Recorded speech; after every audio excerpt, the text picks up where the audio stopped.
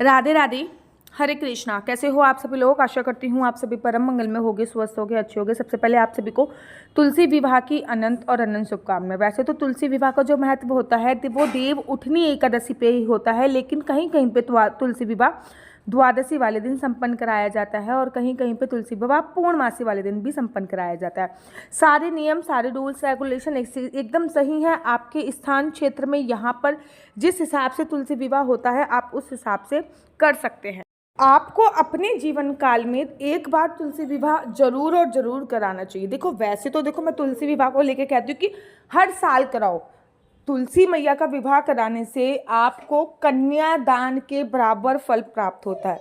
और आप लोग जानते हैं कि कन्यादान से बड़ा पूरी जिंदगी में, पूरी दुनिया में कोई भी दान नहीं है। सबसे बड़ा दान जिसको कहा जाता है वो कन्यादान ही है। कन्यादान से बड़ा कोई भी दान नहीं है। तो आप इस दान का फल बहुत सूक्ष्म रूप में तुलसी विवाह कर कर अर्जित कर सकते हैं।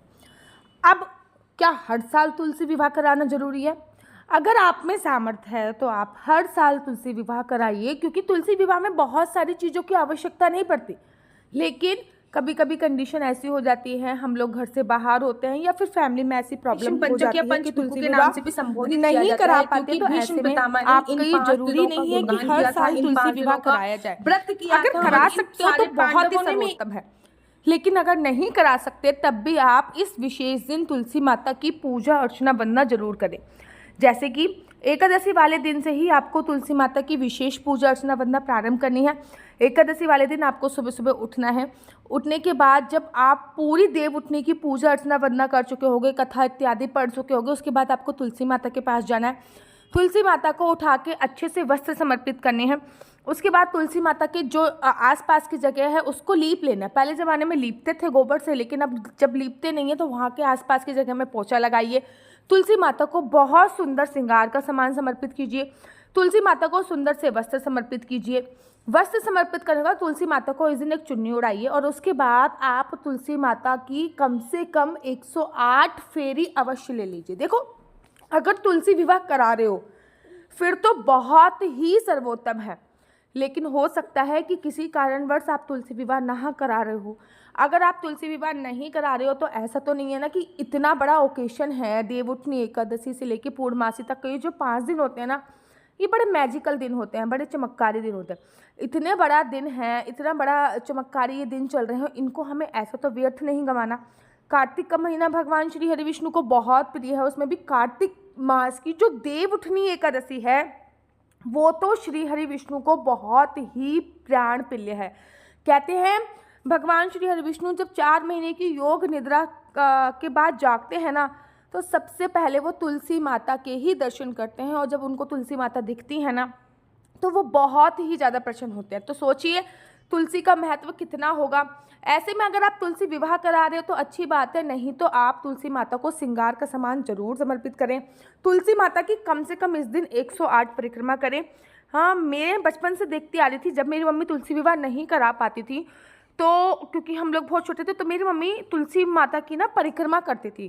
किशमिश से, मुनक्के से, टॉफ़ी से तुलसी माता की 108, जिसे कहते हैं ना फेरी लेना, 108 परिक्रमा मेरी मम्मी तुलसी माता की करती थी। और फिर जो वो किशमिश वगैरह होती थी वो प्रसाद स्वरूप बांटती थी। वो किशमिश वगैरह आपको नहीं ग्रहण करना होता, लेकिन हाँ आप प्रसाद स्वरूप सबको बांट सकते हो। ठीक इसी प्रकार से तुलसी माता पे आप लोग दीप प्रज्वलित अवश्य करो। ठीक है ना, दीप प्रज्वलित करने के बाद श्रृंगार का थोड़ा सा सामान समर्पित अवश्य करो।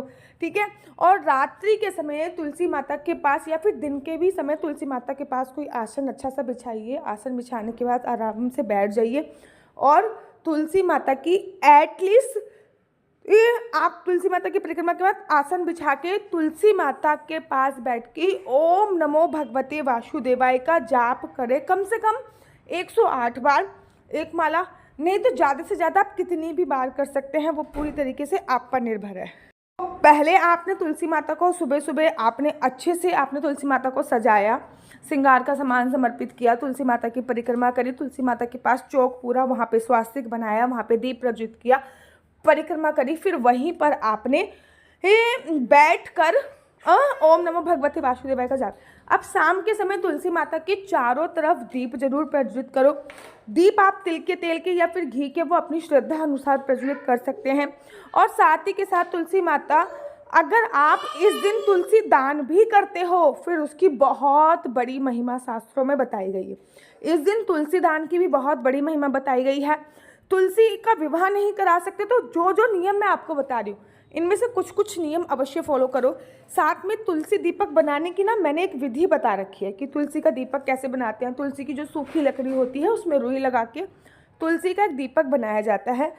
आप वो तुलसी का दीपक बना लीजिए और तुलसी का दीपक बनाने के तत्पश्चात आप तुलसी का दीपक तुलसी मैया के सामने जलाने से आपको 1000 दीप दान का फल प्राप्त होता है।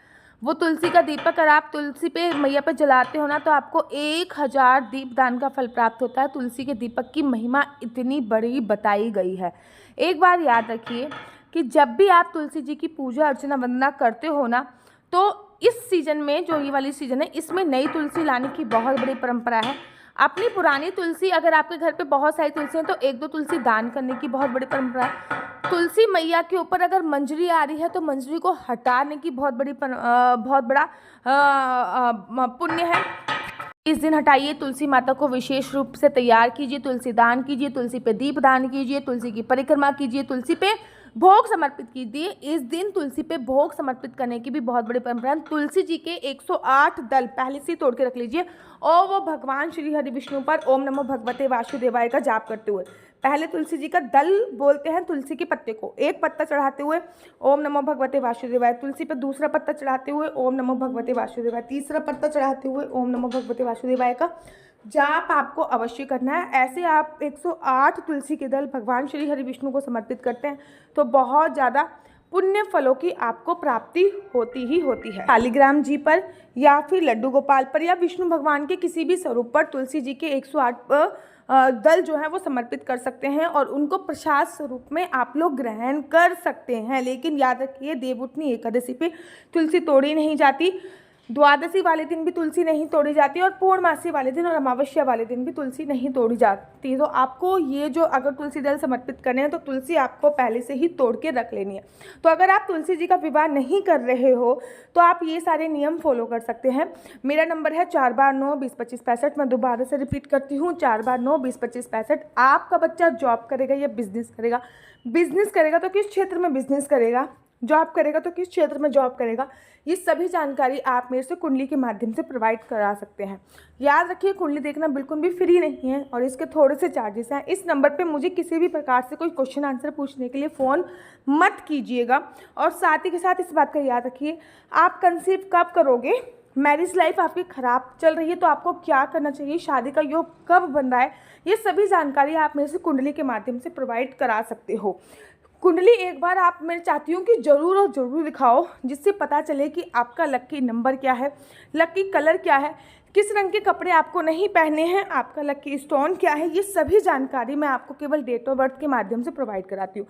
लेकिन याद रखिए, कुंडली देखना बिल्कुल भी फ्री नहीं है, इसके थोड़े से चार्जेस हैं। कुंडली देखने के लिए आप मुझसे संपर्क कर सकते हैं 4/9-20-25-65। लेकिन इस नंबर पे कृपया कोई भी क्वेश्चन आंसर पूछने के लिए मुझसे संपर्क मत कीजिएगा। और अगर आपको मेरी वीडियो अच्छी लगती है तो आप अपना यूट्यूब चैनल हरी बोल को लाइक शेयर सब्सक्राइब करना बिल्कुल भी मत भूलिए और प्लीज़ लाइक ज़रूर कीजिए, क्योंकि जब आप लाइक करते हैं तो मेरे को एक मोटिवेशन मिलता है और जो मुझे बहुत मोटिव करता है और वीडियो बनाने के लिए। तब तक के लिए मुझे दीजिए इजाज़त। राधे राधे, हरे कृष्णा। आप सभी को देवउठनी एकादशी की अनंत और अनंत शुभकामनाएं, तुलसी विवाह की अनंत और अनंत शुभकामनाएं। राधे राधे, हरे कृष्णा, हरि बोल।